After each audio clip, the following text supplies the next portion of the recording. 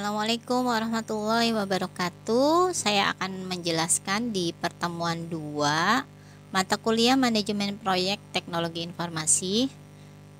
Temanya yaitu skup proyek dan integrasi proyek. Jadi skup ini berupa ruang lingkup, sedangkan integrasi ini berupa penyatuan keseluruhan dari pengetahuan proyek atau faktor-faktor yang mempengaruhi proyek. Lalu manajemen ruang lingkup atau skup, pengertiannya adalah proses untuk memecahkan titik masalah.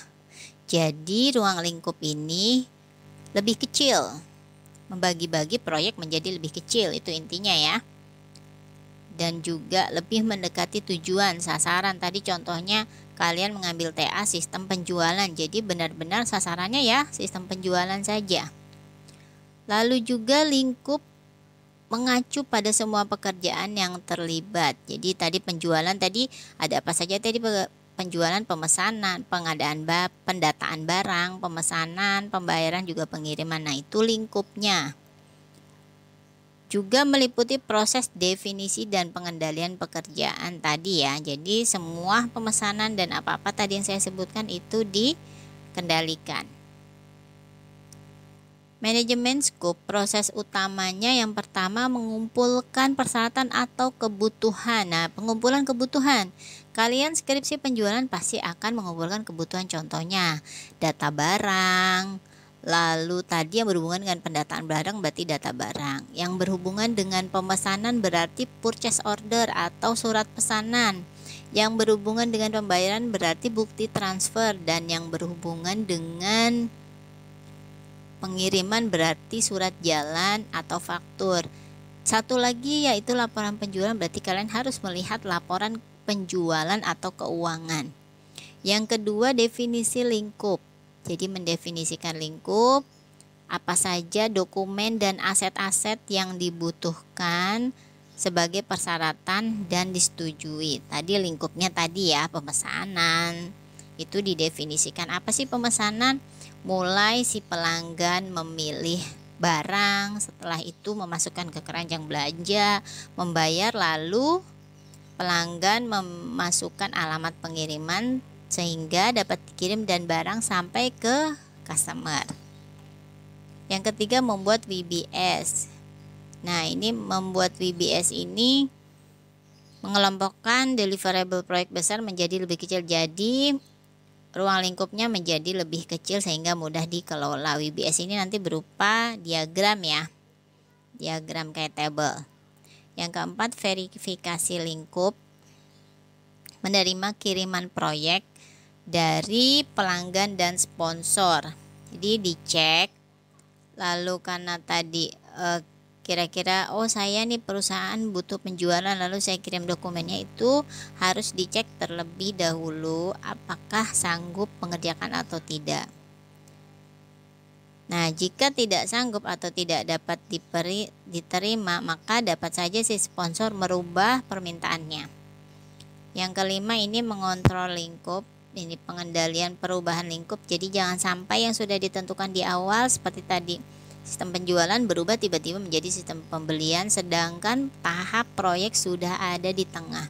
Itu akan sangat merugikan sekali si developer karena sudah menghabiskan biaya, atau jika ada perubahan mungkin akan ada penambahan biaya. Definisi lingkup. Definisi lingkup ini sangat penting untuk keberhasilan proyek, karena kalau sudah lingkup ditentukan, maka kita juga bisa menentukan untuk waktu, biaya, dan sumber daya, sehingga kinerja dapat diukur ya. Jadi kita tentukan semua setelah lingkupnya ditentukan. Masukannya meliputi project charter, persyaratan dokumentasi tadi ya, dokumentasi tadi pemesanan dan lain-lain, asetnya. Mungkin asetnya ada server, ada software apa saja yang sudah lisensi. Dan dokumen proyek-proyek, mungkin ada aplikasi sebelumnya, itu harus dicek. WBS atau Work Breakdown Structure, daftar pekerjaan atau tugas atau task. Ini WBS ini Work Breakdown Structure. Jadi nanti tugas-tugas, misalkan tugas si programmer apa, pemimpin tim apa, tugas tim apa, atau analisis sistem itu apa, harus didefinisikan. Karena sebagian besar proyek ini melibatkan banyak orang dengan tugas yang berbeda-beda, makanya harus digunakan work breakdown structure. Nah, ini dasarnya. Jika si WBS ini itu tidak dikerjakan, maka semua proyek akan gagal. Makanya si tim proyek ini harus melihat tugas-tugasnya masing-masing, harus sesuai. Inputnya yaitu harus ada ruang lingkupnya, lalu ada stakeholder siapa, persyaratan dan aset, sama dengan tadi ya WBS ya. Ini contoh WBS, ada intranet project, jadi proyek intranet ini infrastruktur intranet. Lalu yang selanjutnya yaitu kita tentukan konsepnya, desainnya, bagaimana pengembangannya, rollout, dan siapa yang mendukung ya, supportnya apa saja. Misalkan database, apa aja yang support, lalu PHP atau apa programmingnya. Level 3 ini setelah konsep dan lain-lain ditentukan, lalu dievaluasi. Benar nggak yang tadi sudah ditentukan? Dicari kebutuhannya apa saja, lalu fungsi-fungsi yang untuk memenuhi kebutuhan atau solusinya apa saja, resikonya apa, lalu pengembangan perencanaan itu apa saja, dan timnya siapa saja. Yang keempat, apakah sudah sesuai dengan kebutuhan user, lalu kebutuhan kontennya bagaimana, kebutuhan sistemnya bagaimana, dan servernya bagaimana. Itu harus ditentukan jika sudah selesai semua kebutuhannya. Penjelasannya ini yang pertama itu judul, sama dengan TA judul. Lalu yang kedua konsep, bagaimana kita akan mengerjakan TA nih, konsepnya nih, berapa bulan nih, persyaratannya apa saja, oh berarti harus ada dokumen, lalu harus ada bab 1 sampai bab 5 dan sebagainya. Yang keempat, bagaimana menentukan kebutuhan pengguna, ini harus dengan wawancara penggunanya. Dan yang terakhir adalah tugas ini dapat diuraikan menjadi lebih kecil tadi dengan WBS ya, jadi tugas-tugasnya diuraikan. Ini contohnya nanti akan selanjutnya ya, mungkin di video yang berbeda saja agar tidak campur, tidak terlalu lama videonya. Penomoran dengan menggunakan MS Project. Menyusul ya ini, karena hari ini saya sudah membuat penjelasan pertemuannya double, agak ngos-ngosan juga, jadi ini menyusul saja.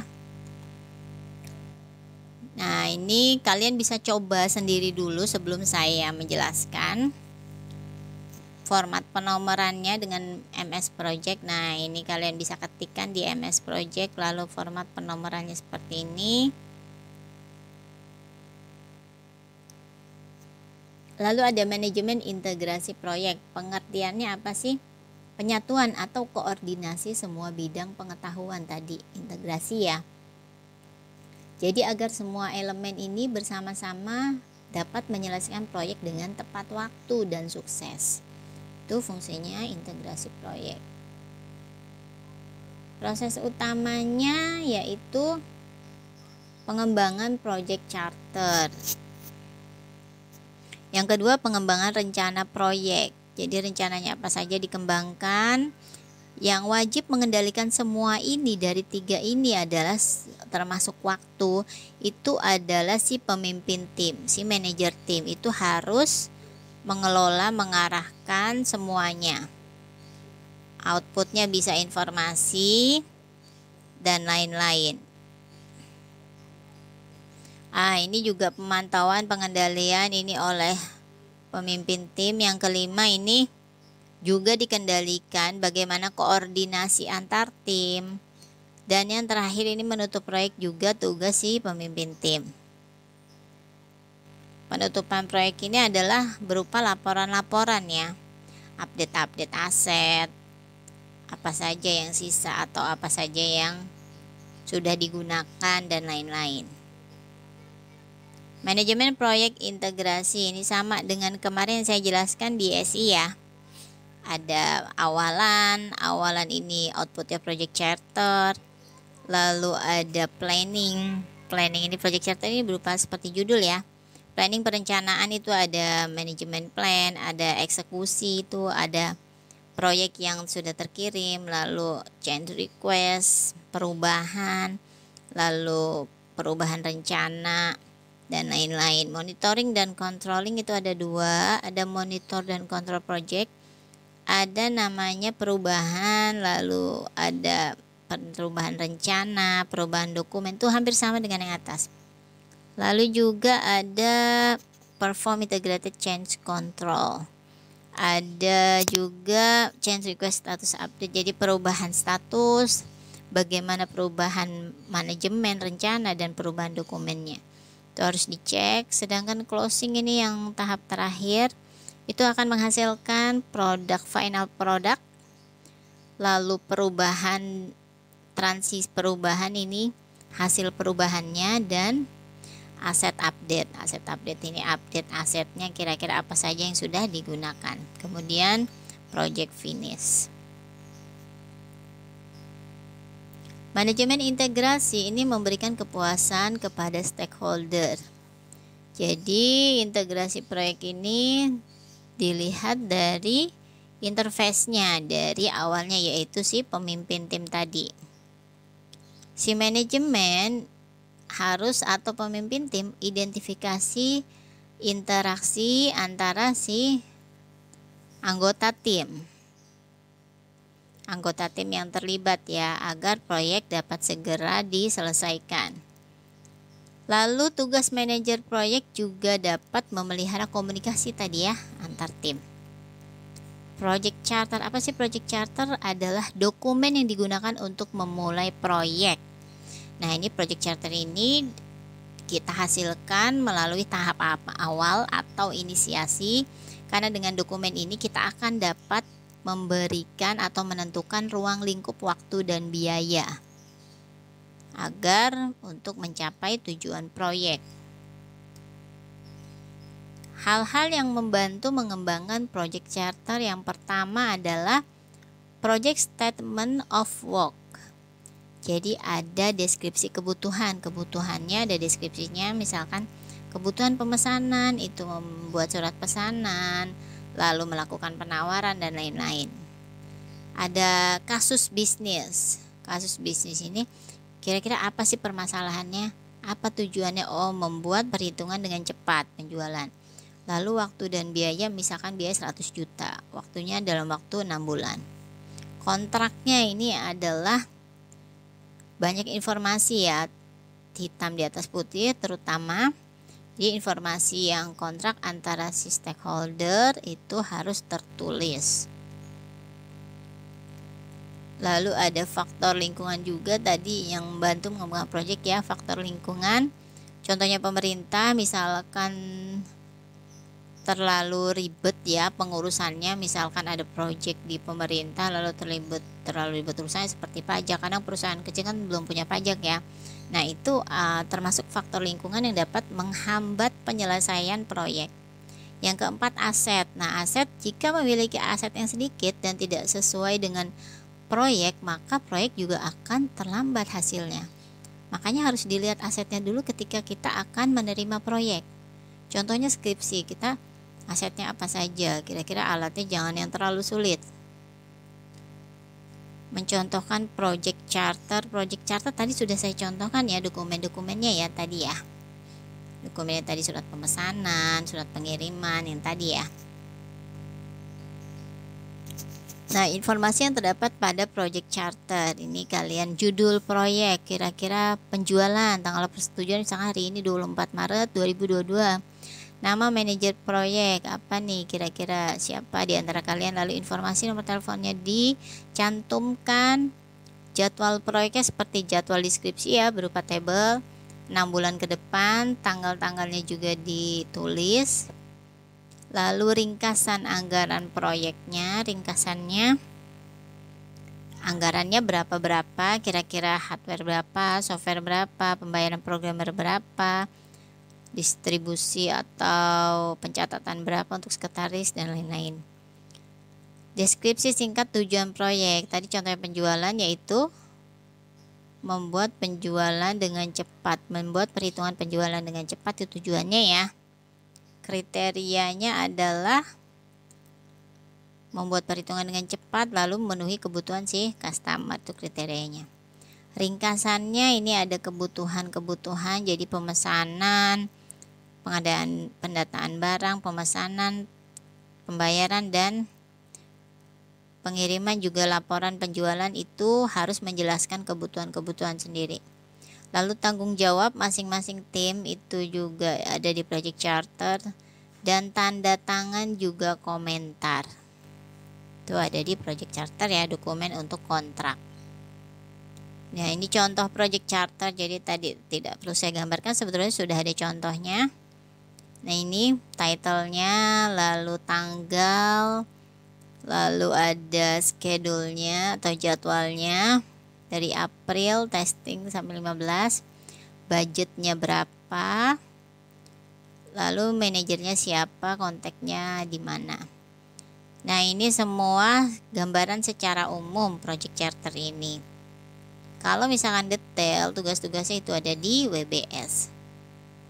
Ini juga masih lanjutan. Lalu project objektif ini yang dilakukan, upgrade apa saja yang dilakukan.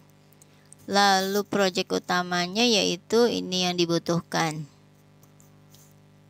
Pendekatannya atau metodenya menggunakan ini inventory database, pengembangan cost estimate, isu, dan user internal. Ini adalah pendekatan-pendekatan yang digunakan. Ini kemudian contoh project charter yang selanjutnya ada nama-nama, peran, dan tanggung jawab, juga tanda tangannya. Lalu komennya juga, komennya maksudnya keterangan ya. Keterangan jika ada yang penting silahkan tulis di bawah. Itu contoh project charter. Tugas dan latihan soal pertemuan 2. Mahasiswa diminta membuat project charter. Nah, ini boleh per kelompok saja. Jadi kalian mengumpulkan di MyBase.